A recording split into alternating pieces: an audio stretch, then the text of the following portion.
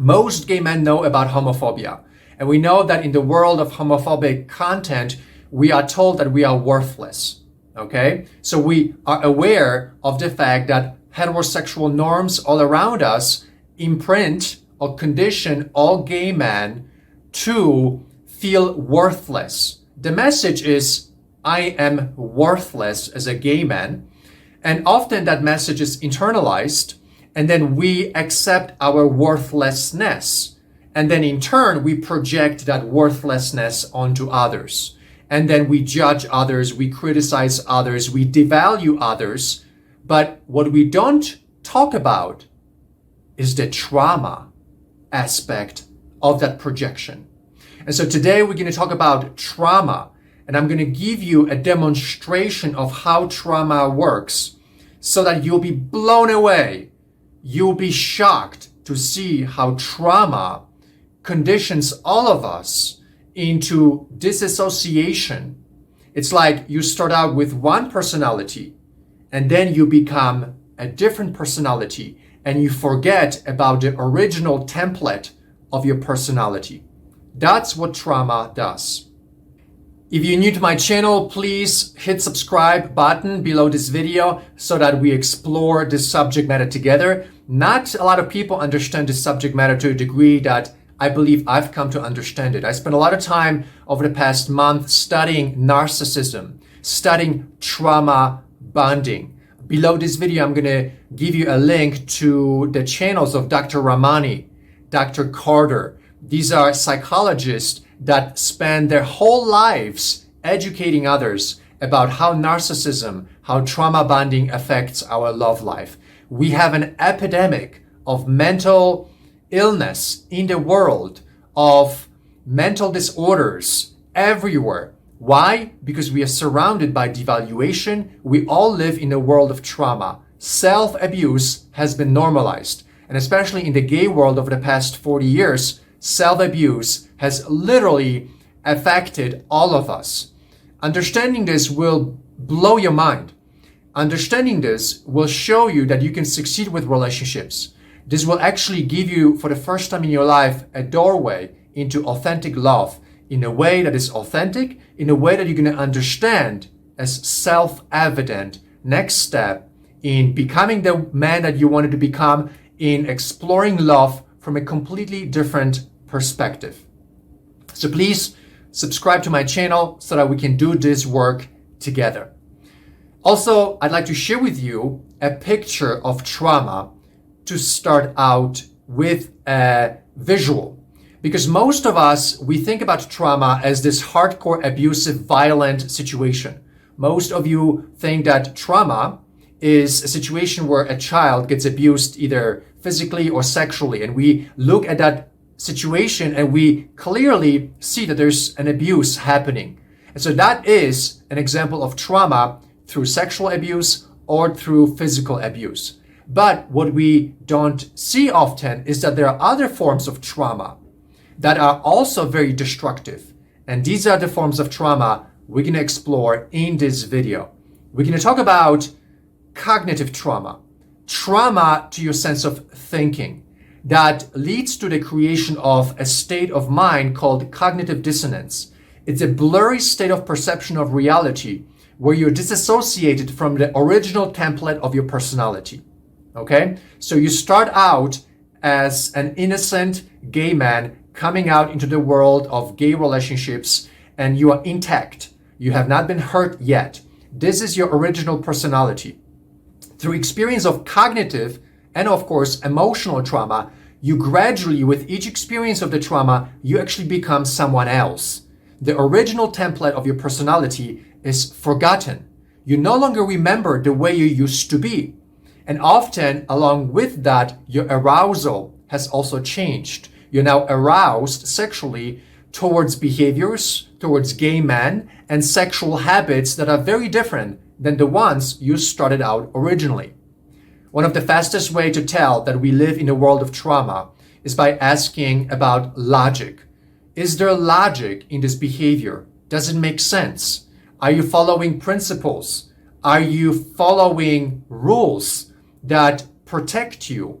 These are rules that are about life-sustaining behaviors. Are you inside of a boundary that protects you? Whenever we are not in a boundary, whenever we are not following rules or principles, when there is no logic, we know that there is something very, very serious happening, something that is connected to cognitive dissonance, something that is an example of a disassociation, a state of being that is now different than the original innocent, the original productive, life-sustaining way of being that everybody starts with. But something happened, and now we are in a state of disassociation, in a state of being that is blurry, that is different, that is no longer connected to principles, no longer connected to rules, that no longer makes sense. The fastest way to see this is with sexuality, chasing for sex, even though we are sacrificing our love lives. And that is self-evident all across the board for most gay men. Why are we aroused by situations and men who have no capacity to love us, right? Why does this happen? We can explore that in this video. I'm going to share with you a demonstration of this, and you're going to be blown away. So first, let's start with the visual of trauma. And I drew this out before we started this video. So let me share this with you right now. So this is a picture of trauma. Here is a circle that's full, that's solid. In this circle is your original personality.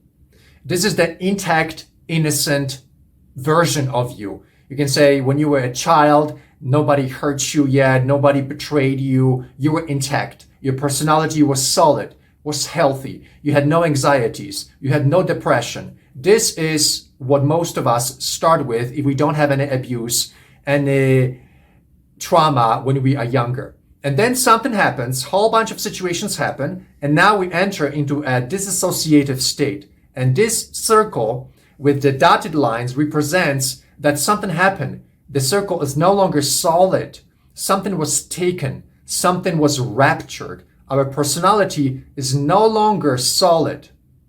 In this situation, we are in a state of cognitive dissonance, and this represents trauma. And most of us, when we struggle in relationships with dating, we approach each other through that circle, that dotted circle that represents that confused sense of self. In psychology, we often call it the false self. So to bring this back, okay, this is the false self. This is the true self. This is the false self. When we approach relationships, when we approach them from this personality and we interact with other gay men who also approach you from this personality, obviously authentic love, authentic relationships are impossible. So as we explore this subject of trauma, the good news is that by understanding this, you are opening the doorway to authentic love and you are becoming connected to the kind of experience of meeting and connecting and dating gay men that will be very effective, very productive. The bad news in this discussion is that in most cases, you're going to need a psychologist. You're going to need a counselor. You're going to need a coach and also many other people that will expose you to the medicine for trauma so that you go from here back to the original personality. So you will need healthy experiences and reinforcement of the original you through social interactions with many different people. This is very difficult to create in the public world because in the hookup culture, in the public world, you have no control over other people. So they will bring back and they will reinforce this version of you. So to get back here, it will take not only a methodology for you to get back in here to become self-aware of this, but also exposure to gay men in a loving container. That is impossible in the public world. That's why I recommend to everybody join Big Gay Family, because inside Big Gay Family, we have protection from trauma. We have methodology that specifically focuses on introductions, on communication that does not expose anybody to this kind of trauma. And that's how we can heal, how you can heal, how you can go back to your original template of your personality. And now you interact with other gay men through your original true self. And relationships now are possible for the first time in your life the authentic way. Okay, so are you ready for the demonstration of trauma? Okay, this is going to be very cool, and I'm going to use profanity here to demonstrate this, because I'm going to do a demonstration of how our principles of communication become traumatized with the use of profanity. And then we are going to connect this profanity to sexual profanity. And I'm going to show you how sexual arousal gets affected with sexual profanity, how your sexual habits actually are changed, and how profanity, how just different language is part of that. Something very simple to understand. Also, we're going to talk about identity trauma. And you're going to be blown away to recognize that this trauma is happening to all of us, no matter where we go in the gay world. As a result of this discussion, it will be self-evident for you to see that you have to go somewhere else to meet people. And you're going to have to interact and communicate with gay men very differently than the way that you're used to communicating with them. Because everything that you're doing right now is exposing you to more trauma, and more trauma, reinforcing their false self. And that's why relationships will never work for you for the rest of your life. And that's the bad news if you want the truth here. That's the bad news, that if you continue that way, it's impossible, literally impossible. You have to go back to your original self. And that process simply cannot happen in the public world. Yet it can happen inside Big Gay Family Social Program and any other service that has coaching, counseling, psychology part of it, and protection from narcissism and from trauma. Okay, so here's how we set up the demonstration. We set it up by defining trauma as a removal of life-sustaining principles. So when we are born, we enter into the world, our parents and our loved ones teach us things like 10 commandments and principles that come from tradition, come from religion, and these principles are what we can call life-sustaining principles. One of those principles is that when we communicate to other human beings, we don't swear, right? We don't use profanity. Why don't we use profanity? I'm asking you, why do you think we're not supposed to use profanity? We're not supposed to use profanity because when we use profanity, it creates a vibration that is very negative, and it creates disrespect, and it creates a shift of language that is very hurting, very inappropriate, okay? So profanity in itself is not a healthy way of communicating with other people. Most people can relate to this. So imagine you enter into a room with chairs, kind of like a group therapy place, and gay men are sitting in the chairs in a circle. And imagine you enter, you sit down, and you notice that people are swearing. They say, hey, this motherfucker, this cocksucker, this bitch ass whore. Imagine those words are used. I apologize, I have to do this demonstration, but it's important that you hear this. So imagine that all of a sudden, everybody's like, fuck, this motherfucker, cocksucker.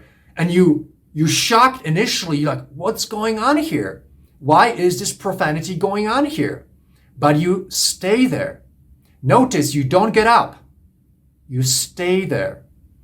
And imagine that this kind of profanity goes on in this interaction for, say, an hour or two. Not all the time, but first one person says, oh, fuck this, fuck that. And then another person, fuck this motherfucker, that, fuck this jerk, and this asshole. And so now imagine after 2 hours of being in that environment, your boundary of language, the rule that states that when you're around other people, you're not supposed to swear, that rule has been gently dissolved. You then get up, you leave, and you really don't say to yourself, oh, that was something traumatic. You just simply feel a little bit off, but you don't really feel this as a trauma. You don't say to yourself, oh, I'll never come back here. You never say to yourself, oh, these people are crazy. You just get up, you leave, and then imagine you come back the next week and the same happens. By the time you come back the fourth time, that experience of profanity has been normalized. You no longer are protected by your boundaries that you came initially with that state that profanity is inappropriate. You are now traumatized on a level of boundary to accept profanity in your communication with other people.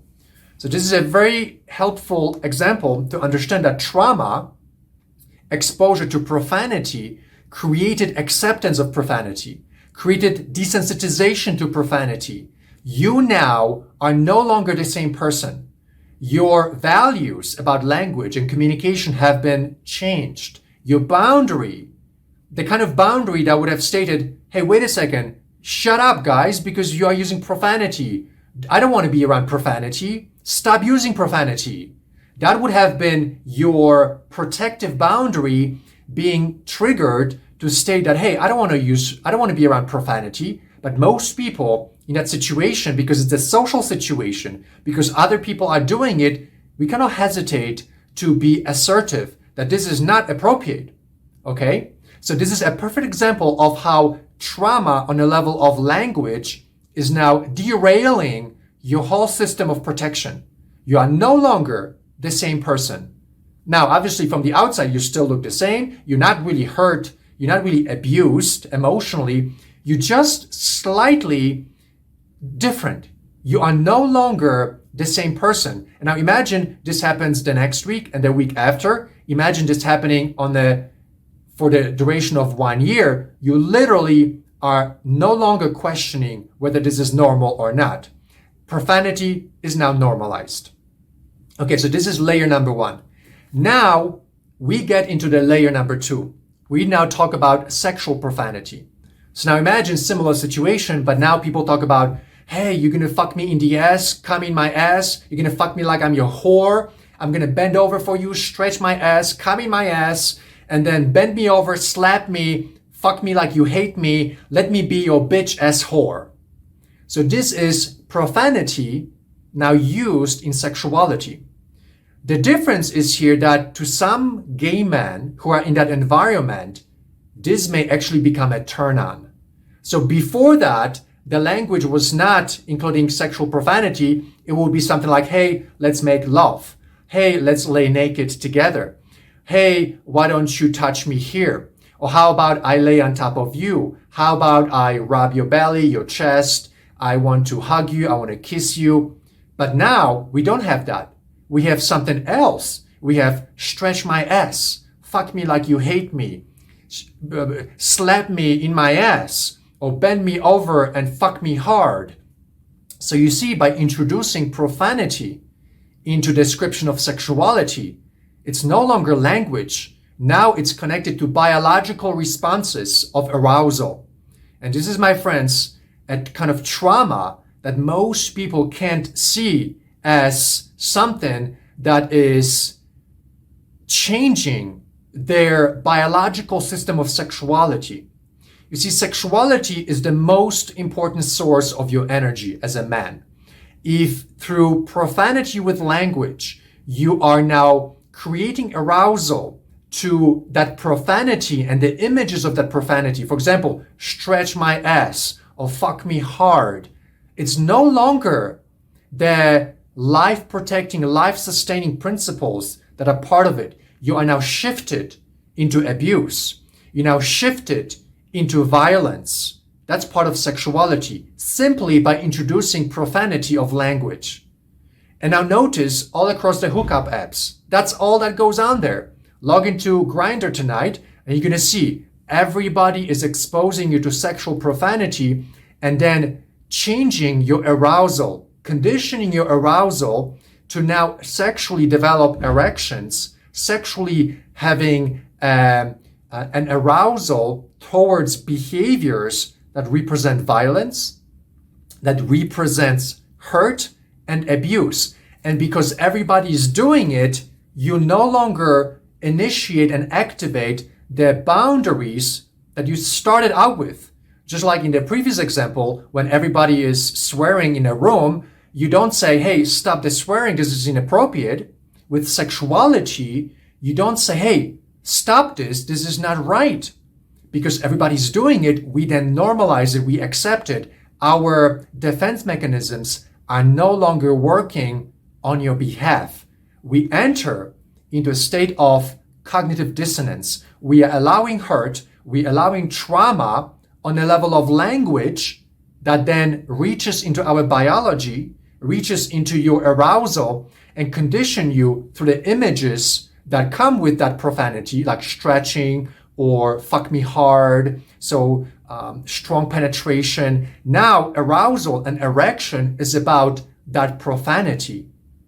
This is really amazing. This is really important for you to understand, because that is how step by step across the span of multiple years you became trained towards the kind of behavior that facilitates abuse of others and thereby self-abuse. Because once you do this to others, of course, you're going to let that done to yourself.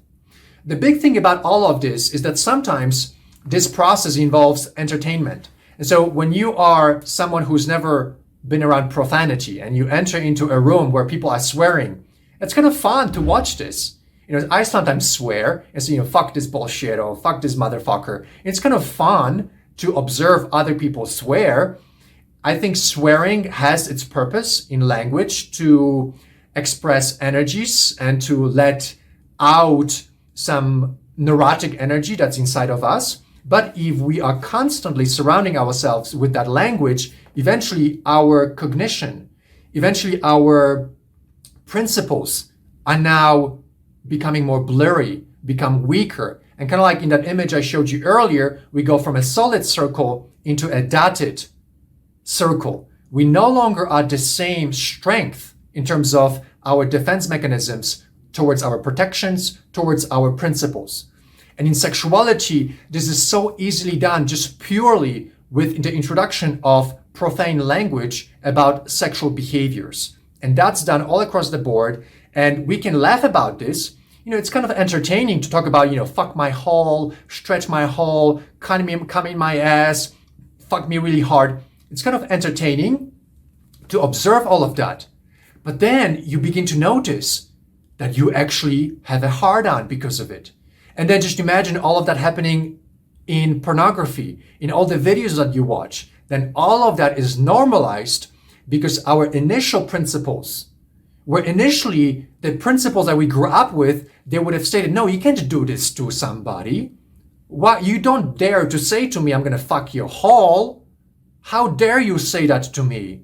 How dare you treat me like this? How dare you communicate those words to me? I am a divine being. I am a human. Don't talk dirty to me.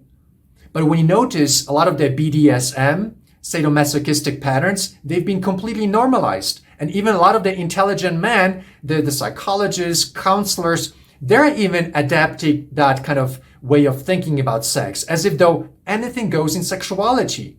Yet, your arousal gets permanently conditioned to develop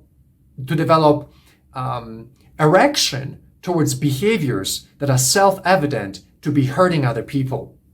So this is, my friends, the trauma that starts with language that then dissolves our cognitive protective boundaries and principles. And imagine 10 years into that, you completely forget who you are. You completely forget about the principles you grew up with, about not swearing, not using profanity in the bedroom, but instead being gentle, being loving and kind. There is no more loving and kindness presence in sexuality on the hookup apps. Why? Because all the abuse has been normalized. This is, my friends, why everywhere you go in the gay world, you're exposing yourself to abuse, you're exposing yourself to trauma, and a lot of people just laugh about it. They think it's no big deal, but they don't understand that it's biology. Their internal sexual processes are conditioned and affected by it to such a degree that at a certain time they wake up and realize that the kind of sex they have are only with men who abuse them. And they are dumbfounded, like, why am I chasing guys who abuse me? Well, because over the past 10 years, profanity of language and the dissolution of your principles and of your boundaries has landed you in a place of a disassociation, where now you crave abuse instead of craving kindness and loving presence with sexuality and with human interactions. So we can say that the first layer of trauma starts with the dissolution of boundaries. In the first example, you should stand up and say, I'm sorry, profanity in this setting is unacceptable, and walk away. In the second example, with the profanity with sexuality, you should say, I'm sorry, this is not right. I am a divine human being. I demand respect. I want you to talk to me as though I am a loving person. And I don't want to use abusive and profane language with our sexual experiences. And if you're not going to do that, I'm going to stand up and I'm going to walk away. Now we're going to talk about the third example. We're going to talk about identity. Because identity, who you are, is a boundary. So here, what is your identity? Who you are. If you say, I am a man, it means this is my identity. Your identity is contained in a circle, in some kind of boundary. You're not everything. You're not everyone. You are something, right? Who are you? Well, we know if you're a gay man, you're a man to begin with, and then you have the gayness on top of your masculinity. You're a man first. So here, this is how you start out with. And I hope you know where I'm going with this. Imagine drag queens. Imagine walking into a room filled with drag queens. What do drag queens represent? They represent this circle. They were men, but now they are maybe a man, maybe a woman. They basically play games with their identity. So we have a person who has been exposed to some kind of environment in which the boundary of their beingness has been traumatized, has been changed, that now it does not matter that you are the man, now you can be also a woman, on a Saturday. And so what does that create? When you are around those individuals, just being there, you are exposed to the normalization of the dissolution of your original identity. So just like your principles about life, the way that you are, that's a boundary. Who you are and how you are, these are boundaries of your behavior and of your beingness. And each time these boundaries dissolve, you're being traumatized. Something is taken from you. You become a different person. The same applies to identity. Who you are is the boundary that protects you. The moment that you change who you are, you lose the power that until that moment was contained in your embodiment of that identity. So your identity is the embodiment of rules and principles that are now part of your consciousness. And you don't want to ever question it because when you question it, you lose that power. You lose your identity. Like, for example, I am a man, and what, for me, being a man, it means thousands of things. And over the past 45 years, I have conditioned myself to behave according to my identity. I never question this because this is my protection. This is my boundary. This is my boundary that defines my beingness, okay? And so each time that identity gets blurred, gets dissolved, I'm traumatizing myself. I'm traumatizing my psychological self-perception into something else that I was never before. Why would I ever want to do that? What do I want to repeat another 45 years of learning to become somebody else? Of course not. It's kind of crazy. But when we're around people that are traumatized that way and we are making it okay, then we are gently normalizing it for ourselves, weakening ourselves. And that's how, my friends, first starting with profane language, then profane language with sexuality, and now dissolution of our identity, we are now exposing ourselves to the kind of trauma that after 10 years yields the kind of person is like a foreign person than the person that they started out with. And this is, my friends, a common theme all across the gay world, where people play games with their boundaries, with their principles, with the rules that are life-sustaining rules that we grow up with, and with their identities. As a result, we get weaker and we act out through the false self.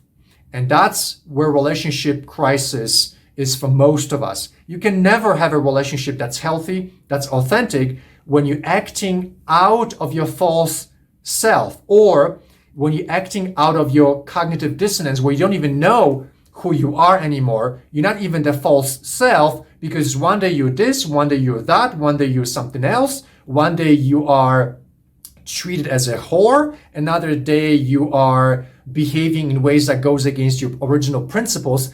You are being just in a perpetual state of cognitive dissonance. Once you were this person, now you are this person, a completely different personality. But yet, you remember that you were different at one moment in your past. So you are very confused about who you are. And that confusion then perpetuates the conditioning and perpetuates even further traumatizing, because you no longer have the boundaries. You no longer have any protection. You no longer have any principles.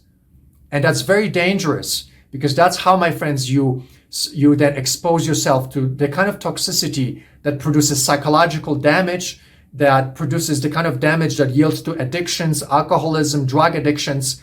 And if you look at statistics, 1 out of 4 men uses meth on a regular basis. 30% of the LGBT community is addicted to substances. We ask the question, why? And the remainder, whoever is healthy or somehow healthy, can never have a normal relationship, because we've been traumatized. We normalize the self-abuse. We then project all that internal confusion onto everybody else, and nobody cares to stop that. And this trauma cycle is now taking us into the vortex of self-destruction. Now, obviously, there's a lot more to this. This is the cognition-based trauma. We're not even talking about emotional abuse during dating and relationships and when you are in love with somebody. So this is the first layer of understanding of how trauma of our cognition creates, step by step, going away from principles that you were born with. You've forgotten that you are a divine being. LGBT culture makes religion a bad thing. The LGBT culture tells you that God is bad, because somewhere in the Bible there's one sentence that shows some kind of rejection of the gay life form. And so where are we going to get back our principles from? How are you going to bring yourself back to your original state? It's almost impossible. It is impossible. You need to make your way back from the false self, from the disassociative self, back into your original self, the original template that you started out with. And now relationships will thrive. Now you have authentic process of sexual connection. But you see, that process is nowhere to be found in the gay world. Very few people understand this trauma cycle. Very few people have the courage to talk like this, because this goes against most of the things that have been taught to us by the gay culture, especially when we talk about drag queens, when we talk about identity. We haven't even talked about transsexuality. And so a lot of these ideas are buried, basically, and all the psychologists, all the coaches out there, they just simply talk about superficial issues that really don't show you the way out of this toxicity that's all around us. So I hope that in this video, I was able to help you understand that we are all surrounded by trauma everywhere we go. And it's unfortunate that the gay world over the past 40 years has enabled, that the leaders have enabled this toxicity. Not only we have narcissists, psychopaths, and sociopaths all around us, but on top of that, even the healthy people who are not narcissists, who are not sociopaths or psychopaths, even the healthy people are perpetuating and enabling all this toxicity all around us. My question is, how can anybody survive and thrive in this environment? Nobody can. It's a spiral of self-destruction. Just a question of when will be the time for you to hit a level of a breakdown when you're just going to have suicidal thoughts. You're going to just lose it. You're just going to lose it. And many gay men just lose it. They're like, what is this world about? I don't want to be part of this world. And I'm not surprised. I'm not surprised, because you have to be a tough motherfucker to live a normal life in this crazy gay world. Everywhere you go, it's trauma, devaluation, abuse, all kinds of patterns of behaviors that traumatize us all the time. And my friends, I'm a tough person, but I also cannot handle all of that. I don't participate in any LGBT events anymore. I don't go hang out on Grindr anymore. I don't go anywhere because exposure to those situations will take all the psychic energy away from you. And what will be left will be so little of that life energy that you will have suicidal thoughts, you will have depression and anxieties all the time. And so, my friends, I'm pleading to your sense of divinity that's left inside of you, and I'm pleading to you, get out of this culture of abuse and toxicity. Delete your profiles on the hookup apps. Do the best that you can to not expose yourself to profanity with language, profanity about sexuality, and take your identity as a man back. Empower yourself as a man. Take yourself from the world of abuse into a world of divinity. Bring God in whichever form that you can have him. Bring him back to your life. You will need those principles from divinity to repair, to patch back your boundaries, to reclaim your principles, the life-sustaining principles of respect, kindness, self-respect, respecting others, soft, gentle communication with other gay men. You have to reclaim all of that if you want love, if you want happiness to return to your life. So again, thank you so much for watching. I'm looking forward to sharing with you more about trauma, about the cycle of self-destruction, and also the cycle of correction. We're going to talk more about other forms of trauma so that this subject matter is so thoroughly understood by you so that you never have to walk into an environment that takes down your boundaries, your principles, and your identity, so that you are always protected from all the hurt and devaluation, and so that you know where you can meet healthy and loving gay men, so that relationships and friendships are a real possibility for the rest of your life. So thank you so much for listening. If you're ready, please join us at the Big Gay Family social program. To do that, visit the website biggayfamily.com. And I'm looking forward to seeing you in the program. Okay, my friends, thank you so much for listening. I'll see you in the next video.